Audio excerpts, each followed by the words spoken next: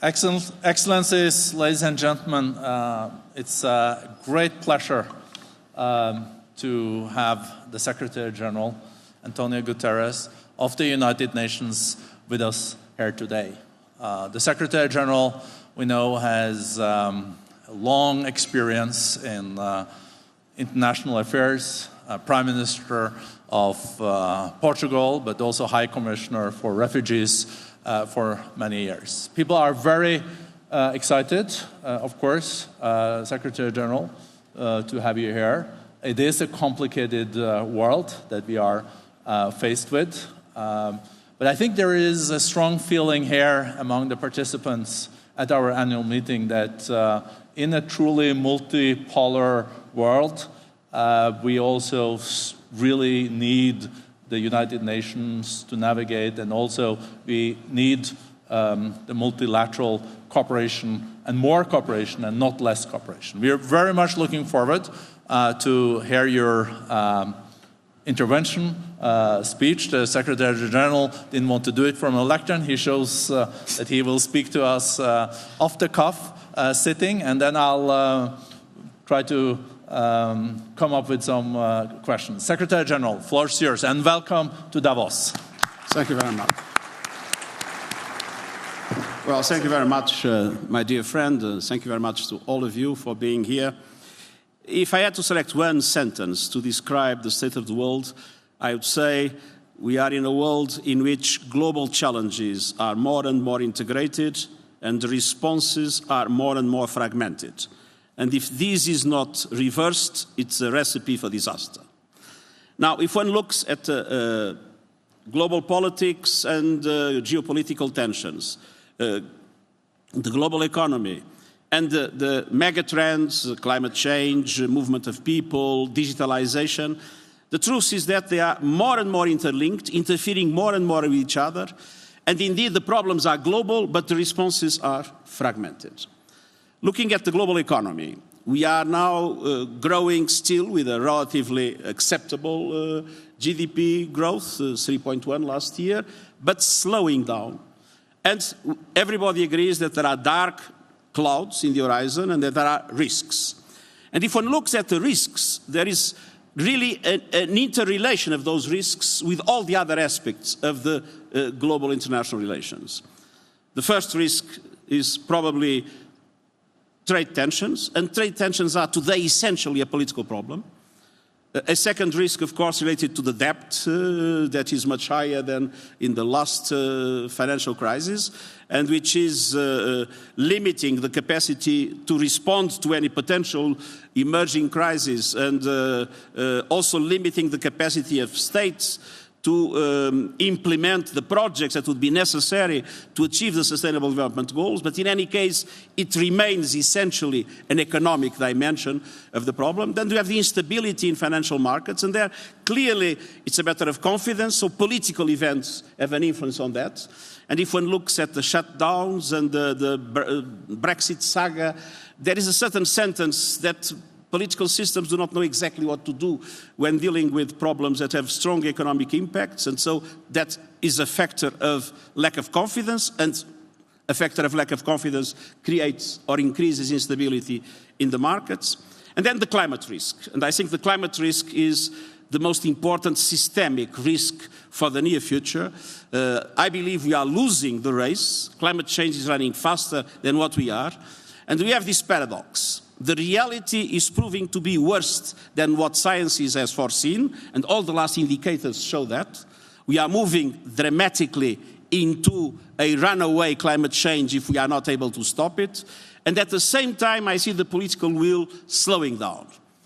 These when technology is on our side, and when we see more and more the business community ready to respond in a positive way, and the civil society more and more engaged. But the political will is still very slow. And we see lots of subsidies to fossil fuels, we see carbon pricing in a very limited way, and we see many still putting into doubt whether climate change is a threat. But in my opinion, it's the most important global systemic threat in relation to the global economy. And then we have aspects that are more complex.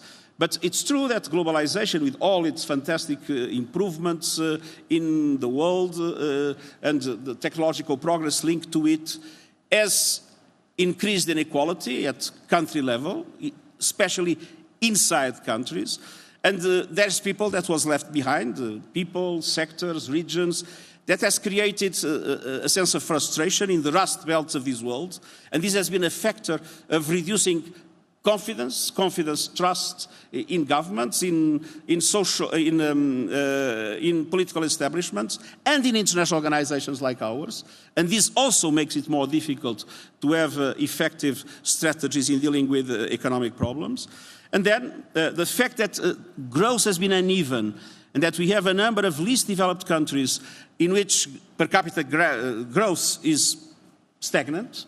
This is creating development gaps that are a factor of instability and of conflict, linked to other violations of human rights and other aspects. And so there is this unevenness in growth is a factor of potential increase in conflict. And countries that are able to solve conflicts always at risk of going back into those conflicts. And then if we look at the political megatrends, it is clear for me that we are witnessing a multiplication of conflicts, more and more interrelated and more related to a threat of global terrorism, but at the same time the response is more and more fragmented. We no longer live in a bipolar or unipolar world, but we are not yet in a multipolar world. We are in a kind of a chaotic situation of transition. Power relations became unclear. The relationship between the three most important powers, Russia, the United States, and China, has never been as dysfunctional as it is today, and this is true for the economy, but it's also true in the paralysis of the Security Council in many very important aspects. We see the emergence of medium-sized powers that start to be very influent in different scenarios. It's impossible to look at what happened in Syria without recognizing the role of Turkey, Iran, Saudi Arabia, and we can do the same in other conflicts around the world. So power relations becoming unclear, fragmentation of actions, impunity and unpredictability prevailing. And when you say, and you said, and it's right, that we are probably moving into a multipolar world, let's have no doubts. Multipolarity, it might be a factor of equilibrium, but it's not necessarily a factor of peace and security. We had Europe before the First World War, a multipolar Europe, but in the absence of multilateral mechanisms of cooperation and governance, we had the First World War. So it is very important to recognize the importance of multilateral mechanisms.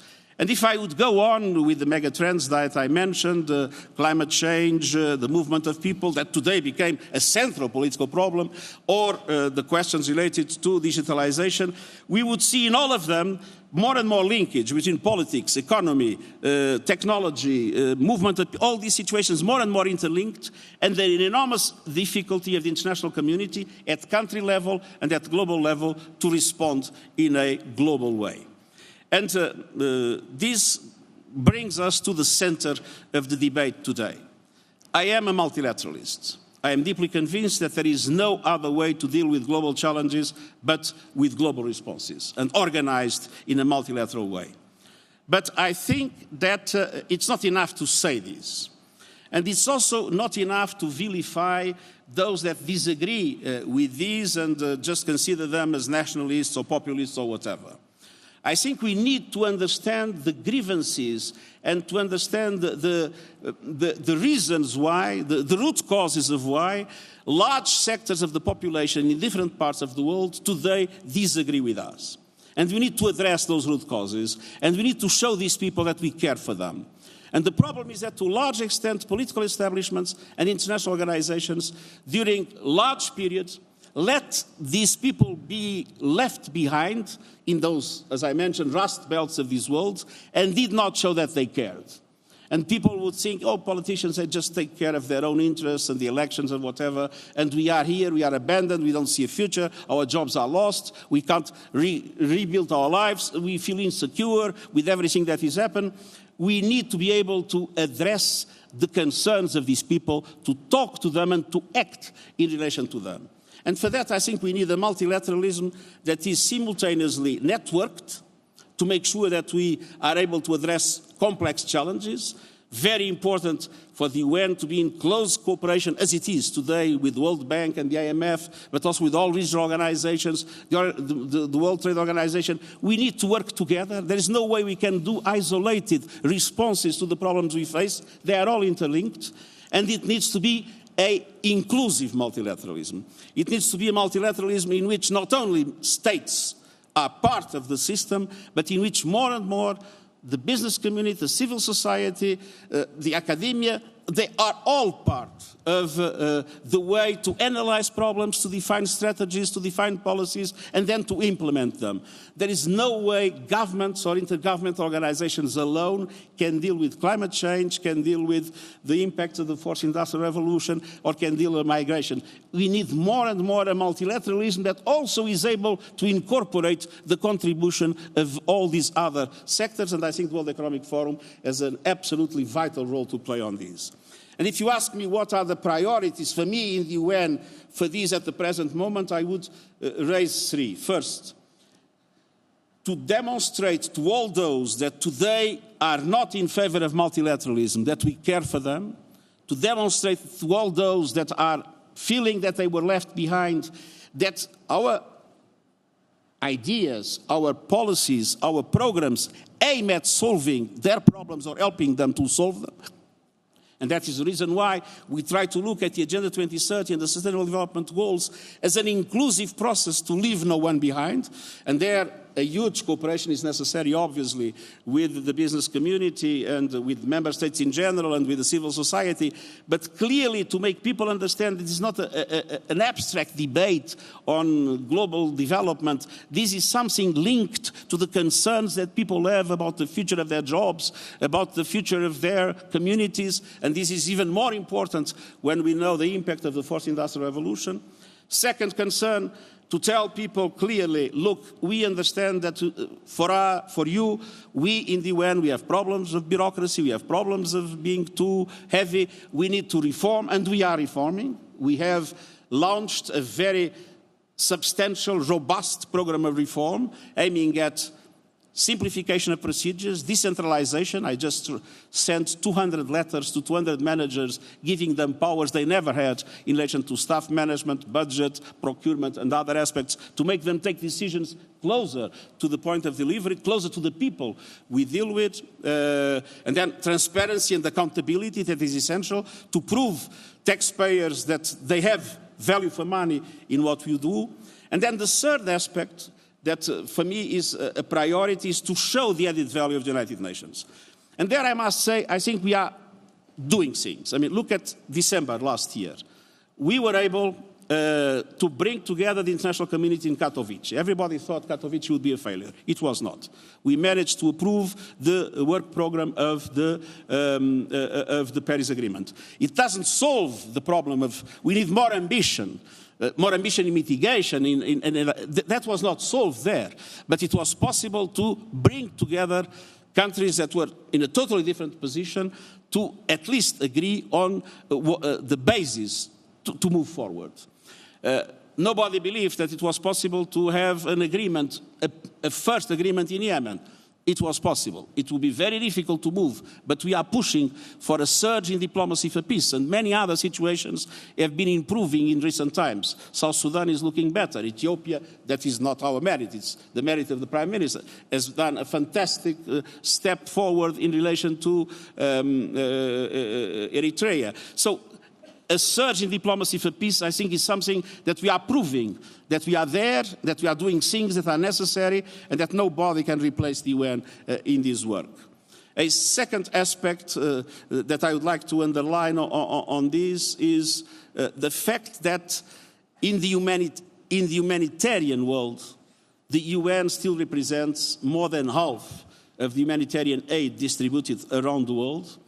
We supported last year 100 million people in 40 countries, mobilizing $15 billion US.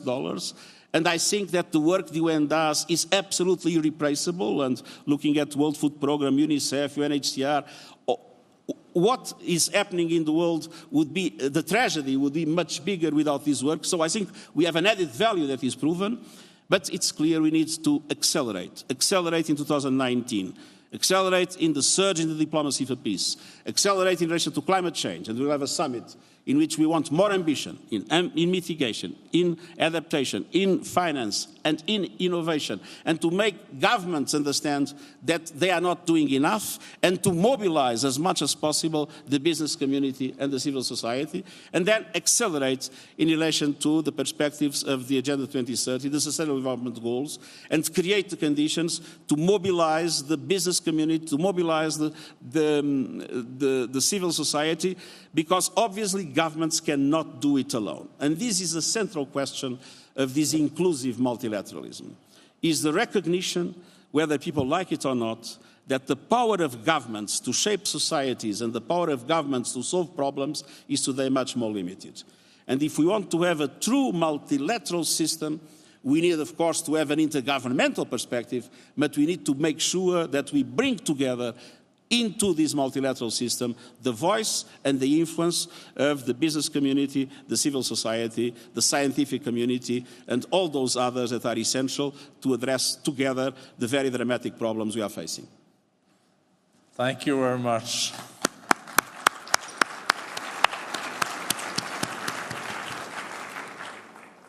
What an impressive summing up in 15 minutes on tour of the horizon of the world. I think we're very privileged to have a Secretary General that are so proactive on all these important issues. You mentioned this with a multipolar world. We're not yet there. We maybe have like a G2 composition. We also have the three powers of Russia, China as US, you mentioned. But in addition to a multipolar world that we're seeing more and more, because we're seeing also other countries more assertive than before, and if there is a vacuum, it will be tried to be filled. We have this notion of multi-conceptual world. And that adds to the complications, because this is also seen as asking questions around human rights and also agreements that we have had in the UN, the rules-based world order. When you look at human rights, look at gender and the rights of girls for education in the world, that are crucial issues. Some are saying, oh, these are Western values, but these are really universal values. Can we do more to protect this? And are you concerned that these values are under pressure? I think that it varies. But it is clear that in general, we can say that we have witnessed, probably because governments feel weaker in relation to the solution of the problems that they face, we have witnessed in several parts of the world the national sovereignty agenda gaining ground in relation to the human rights agenda. And so it is clear that in several parts of the world we see the civil society space shrinking, we see media freedom being negatively impacted, and we see the expression of forms of authoritarianism, or this new fantastic expression that was invented, illiberal democracy. So this is clear. The human rights agenda is in trouble, and we need to make sure that we mobilize the international community, and again, the civil society has a key role to play on this for human rights to be protected. Now, gender is different, in the sense that in gender, I think that we are witnessing a gigantic movement for gender equality, coming from the rank and file, from the society. We have many governments clearly in this direction. We are in the UN totally committed. We have reached gender parity at the level of the senior management group and of our team leaders around the world. It's true, those are the ones I appoint directly, so it's easier to have gender parity. But even in the system, we have now a roadmap to reach full gender parity in 2028, with the agreement of member states. And I see in many other countries a lot of efforts being done in relation to bringing girls to school, fighting genital mutilation, fighting early marriage. So there's a number of things that is happening, but it's not enough. But in general, I would say the human rights situation in general is worse than what we are seeing in gender, where I see now some progress. In some areas we are having a regression. In other areas we have some progress. And I hope that in gender we are making some progress. Of course, there is a long way to go. This is a male-dominated world with a male-dominated culture. And this is essentially a question of power. And we know that it's always difficult for power to be given. Normally, power has to be taken. Secretary General, you also mentioned the importance of collaboration between governments, business and civil society. And our partnership between the UN and the World Economic Forum here, I think, is very important. And as you said, governments cannot do things alone anymore. You have to mobilize also the private sector that is 75% of the global GDP. So moving forward, I think collaboration with business, and you have some of the key CEOs in the world here, is crucial when it comes to fighting climate change, but also to meet the Sustainable Development Goals, eradicate all extreme poverty by 2030. And we're not on track on this. So what would your challenge be to the business community, or your invitation to the business community in the coming years? I think we need to have action on several fronts together. I've been talking to many financial institutions, for instance, about the need to support investments in many developing countries. And usually the answer is related to problems of governance and the questions of corruption and others. So that is why one of the goals is exactly related to governance. It's exactly related to improved governance, improved capacity of member states, especially the least developed member states, to be able to attract private investment and to be able to have normal relations with private investment in the working of their economies. So we need to act with member states to create the conditions for adequate governance, for a rules-based relationship with the private sector. We need to mobilize the private sector in order to invest in those countries. And we need, working with governments, with aid entities, and with the financial system, to find some new instruments or to increase the impact of instruments to reduce the risks of investment in many of these countries. And a lot has been done, as you know, in insurance. A lot has been done in relation to different forms of financing. Now we have the green bonds, we have social bonds. So a lot needs to be done to make sure that we are able to create the combination of these things. A welcoming environment in the least developed countries, a commitment of the private sector to invest, and the creation of a number of instruments to reduce the risks of that investment in order to make sure to address the huge gaps that we have in the Sustainable Development Goals in a large chunk of the least developed countries. Secretary General, you also mentioned the Fourth Industrial Revolution. We have no developments in areas like artificial intelligence, Internet of Things, precision medicine, and drones that are happening at an unparalleled pace. And you know also that the World Economic Forum works on the Fourth Industrial Revolution. And this morning I was with African leaders saying that we lost out on the first, second, and the third industrial revolution, but we're not planning to lose out on the fourth. We will have to leapfrog. And we also see that there is a big technological competition between the big nations. And we know in the platform economy, the winner easily takes it all. How do you see the UN playing a constructive role here, that this Fourth Industrial Revolution can also be an inclusive revolution and a revolution that gains all the population of this world? I see three platforms of action. Well, first, the impact of a fourth industrial revolution, which artificial intelligence has probably the leading role, the impact in the economies and societies will be huge. There will be a massive destruction of jobs and a massive creation of jobs. The problem is that they are not the same jobs and not requiring the same skills. And I think that the World Economic Forum has been doing a lot to raise awareness and to find solutions But let's be clear, we need to mobilize much more governments and the business community and the civil society to understand what kind of impact are we going to have in the next decades, and what kind of measures do we need to start taking now in order to respond to it. Educational systems. It doesn't really matter now how much you learn, how many things you learn. What matters is how you learn to learn, because you will be doing completely different things in your life. Question of safety nets, a new generation of safety nets able to address the kind of... So there is a lot that I believe the UN can be a platform for discussion, a business community of governments, within the Sustainable Development Goals, the discussion, in order to try to address the massive impact that the fourth industrial revolution will have on societies and economies, and to try to prevent instead of react. And then, of course, the concept of work will change. The relations between work time, leisure, other occupations will change. These are things we need to discuss much more in the international community and prepare for what's coming.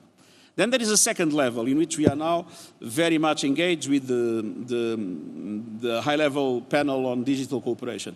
When I look at the web, it's clear that the web is a fantastic instrument for all of us.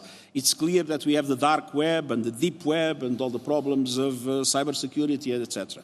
And the question of regulation is a very complex question in relation to this. My feeling is that there is no way to use here traditional mechanisms of intergovernmental regulations through conventions that are approved and then agencies that...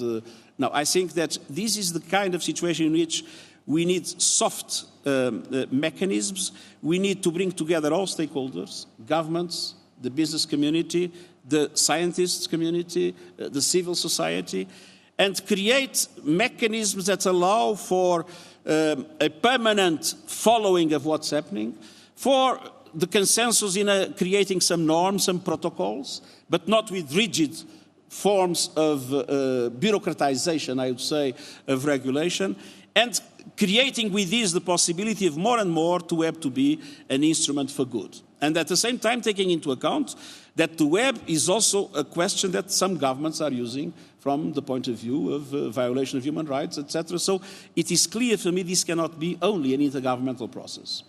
And then I think we have a third area of great interest for us, which is linked with dimensions of peace and security of artificial intelligence, the weaponization of artificial intelligence. We have an agreement, for instance, today, a general agreement that international law applies to the cyberspace, but there is no agreement on how international humanitarian law applies to the cyber dimension of conflict. There is no agreement what self-defense means in the case of cyber attacks. And on the other hand, we are witnessing the emergence of systems of weapons that will be autonomous, and in which it will be possible for those weapons to decide on targets and to decide on taking out the life of people without any human intervention in situations in which there is a risk of escalation and there is no accountability. Now, how to handle these situations this discussion is a discussion in which we are in the beginning, in which there are big differences of opinion, but these are the areas where we still need international law and in which the role of the United Nations, and namely of the Second Commission of the General Assembly, is vital. We need to find a minimum of consensus in the world on how to integrate these new technologies in the laws of war that we defined decades ago in a completely different context. Thank you. Last question, Secretary General. We live in a complicated and complex world, that's for sure. We don't necessarily act like we're in the same boat, but the reality is that we are in the same boat. So what happens in one country affects the other, and etc. But when you looked at the last year, there has been some positive developments too. You mentioned Ethiopia and Eritrea. If in Davos last year would say that there would be peace, no one would have believed that. We also, under your leadership and the UN Special Envoy, making some progress in Yemen. That is a big humanitarian catastrophe. But if you look at the coming year, what are your aspirations? Where do you see the silver linings moving forward? Because I think we should end on an optimistic note, because there is a lot of positive things happening in the world. There is a wind of hope. that is blowing, and I think Ethiopia was crucial for this wind of hope, that is blowing in relation to the dramatic conflict situation we have in many parts of the world.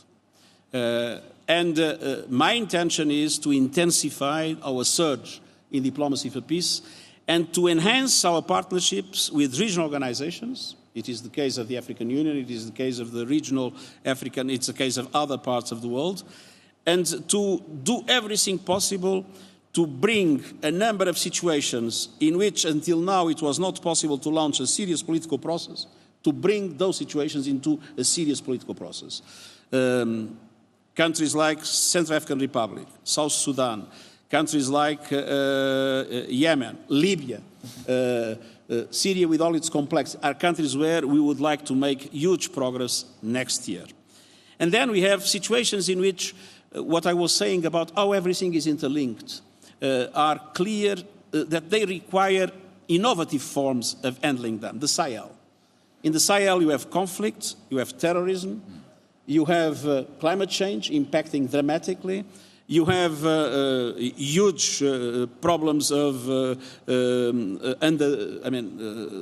lack of development, and you have problems of governance that are very serious. So it's a whole area in which all these mega problems are combined, and in which we need to, that is why we need this kind of multilateralism that is networking, to address everything at the same time in combination, and inclusive. Because this is the kind of area that proves that the systems that we have that still are fragmented are not able to respond to the kind of problems that more and more we are having in the future, in which everything is interconnected and all answers need to be comprehensive. Thank you so much. Thank you so much, Mr. Secretary General.